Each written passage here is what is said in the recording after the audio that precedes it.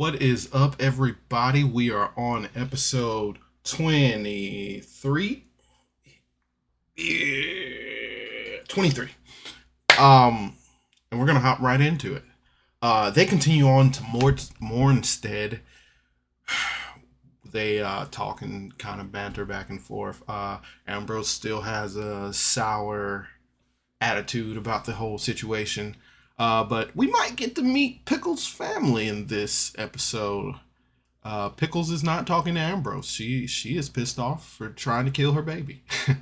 Anyway, Miraz grew up in Mournstead, so we find out a little bit of that kind of lore there. Christopher knows random facts about Mournstead, and he gives kind of like the detailed explanations and facts and finding things in Mournstead, and just kind of the history of Mournstead. He does a good job there. He's kind of like a traveling encyclopedia. We find out a little bit about the Crystal-born race. They're a rare race. They're not really seen that much. Most people just see them as other. I don't want to say monstrous races, but like orcs and tieflings maybe. Uh, Except they're just a little rare. Uh, they get into Mournstead and seems like an upbeat town. You know, you got your bad parts, you got your good parts. But it just seems like a more rustle and bustle town than what we've been introduced to since we started this campaign. Adalia seems really on edge in this place. She's from I don't want to say a police state, but like dictatorship, ruler control, and everything. She was part of the resistance. They were in kind of in poverty, so she's just on edge, seeing guards, a whole bunch of people out on the street. It just seems off to her. Farron gets excited because I mean he's a bard, so this is his element. He wants to talk to everybody. He wants to see everything. He wants to touch everything. Surprised he's not singing and performing on the street. That's his element.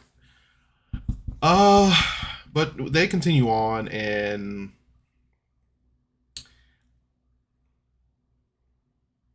it feels like this is gonna be a shopping episode.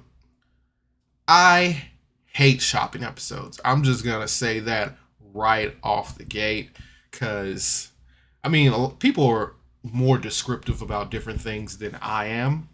But when you start talking about, I get this gown and it's like fuzzy and flourishes and stripes and patterns and stuff, you just lose me there.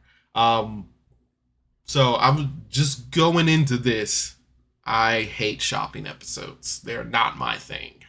They are a lot of people things. People live for the shopping episodes, character design updates. So yeah, just want to state that disclaimer.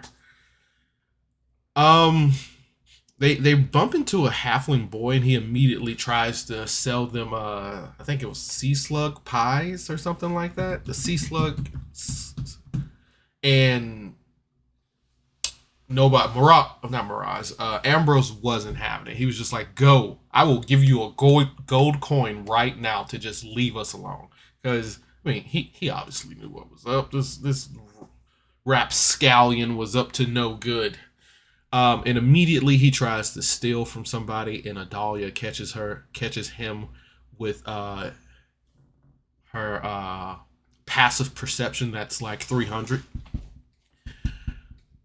But the halfling boy set it up to he can sneak. His sister could sneak up behind whoever he's talking to and try to pickpocket them, but they were both caught. Um, and Adalia encouraged them to do better. As I would have done some secret rolls to see if they like would have done better, gave them like advantage or something. But if they would have failed, they would have found some imprisoned kids later on or something like that. I don't know, but she encouraged them to do better. There's nothing wrong with stealing. It's something wrong with getting caught. But I mean, it's of course, Adalia's background, where she's coming from. So I can understand her like, hey, don't get caught doing this. This is like, you could die. Especially where I'm from. Where I'm from, you could die.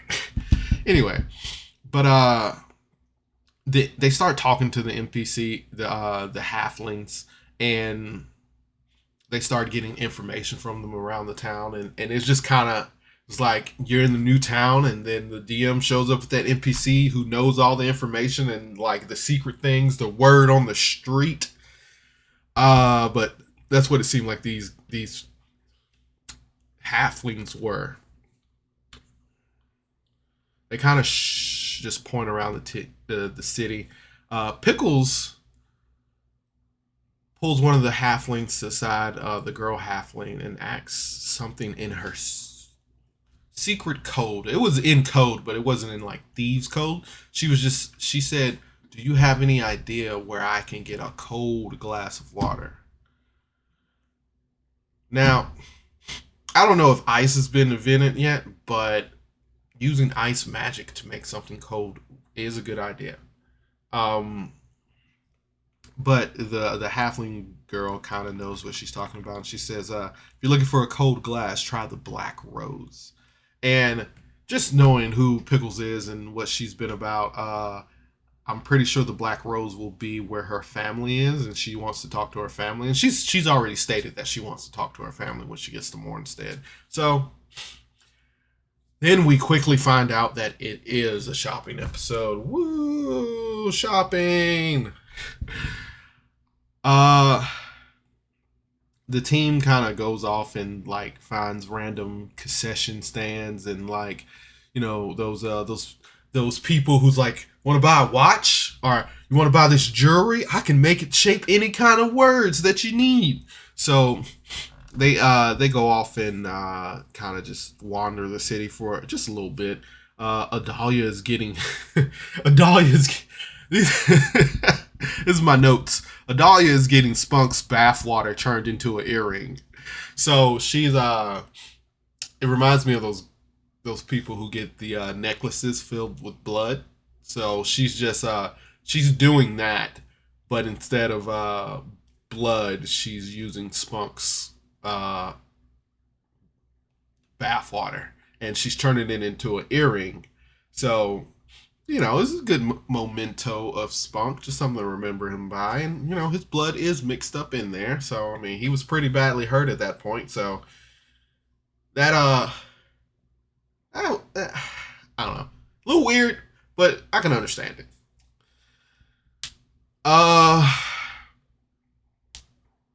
And she might have did something else with that too, like and I just might not be remembering right. But anyway, let me scroll down.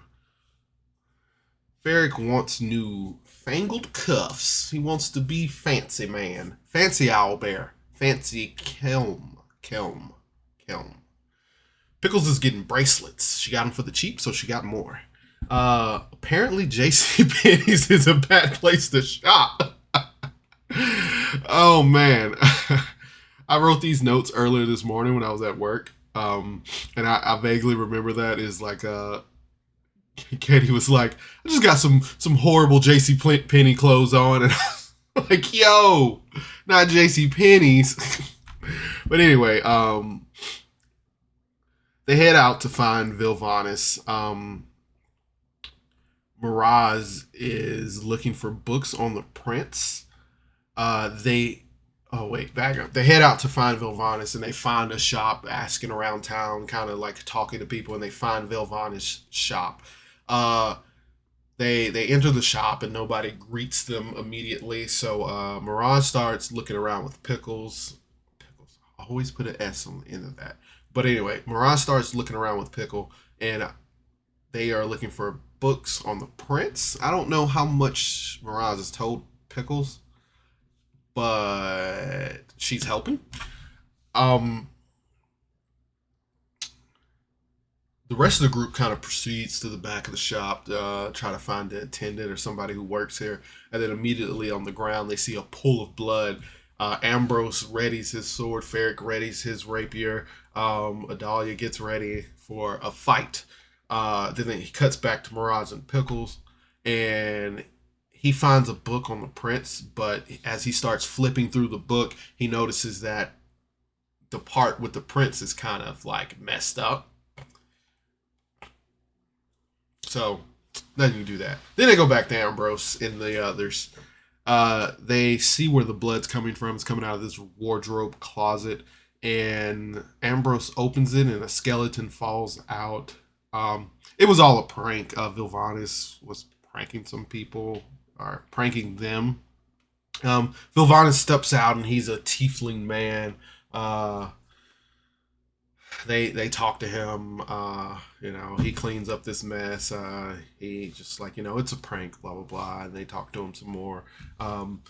They tell him of Marcus. They tell him what happened to Marcus and everything, and he's kind of like, "Oh, Marcus was such a good customer. He was a good guy." Blah blah blah. I supplied him and his wife weapons to like hunt bad creatures. So, he's going to be missed, but they tell him, like, Marcus' dying breath was like, "Hey, go seek out Vilvanis and he can help you." They start looking through his wares. And here we get a bit of an upgrade. Not everybody. I don't think everybody did. But everybody gets, like, I think Ferret got a new lyre, and Ambrose got something to help him, and Adalia got a mirror to help her find something. And so everybody got a bit of an upgrade here. So that was cool.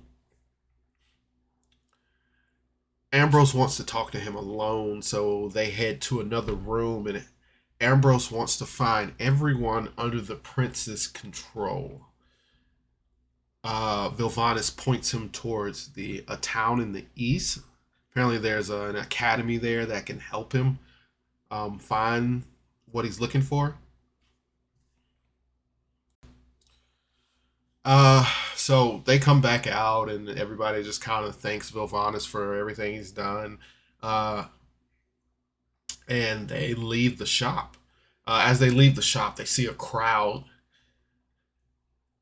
They see a crazy person shouting about the end of times. There's destruction coming. Ooh. And then he's talking about the master. Only the master can save them. And that's where the episode ends. We get to a new city.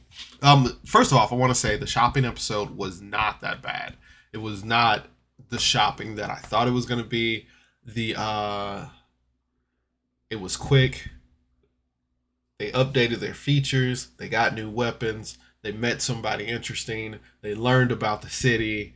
All in all, was not a bad episode.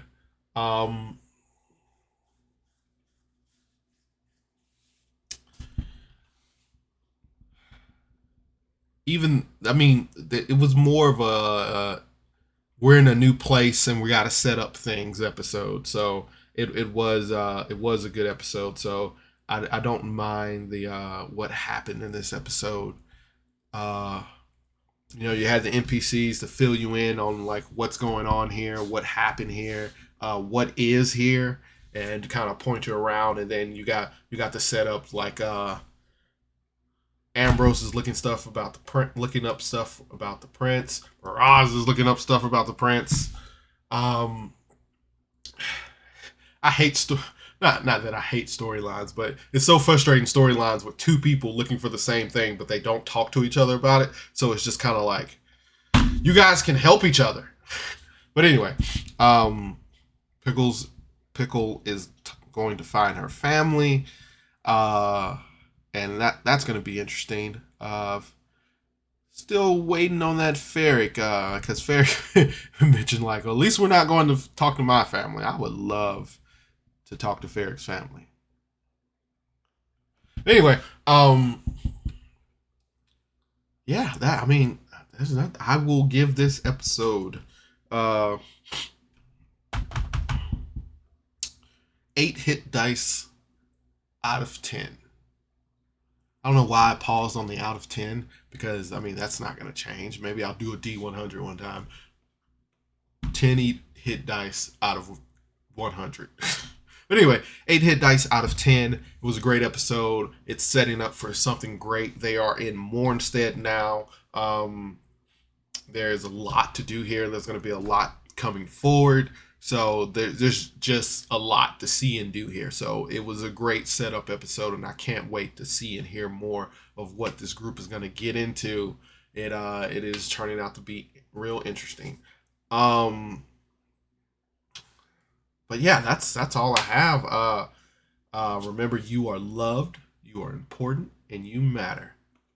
Copyrighted by Carlos, the DM. Yeah, that's all. Like, comment, subscribe. Tell me how you liking the show. As always, thanks for tuning in to Miles TV. Bye.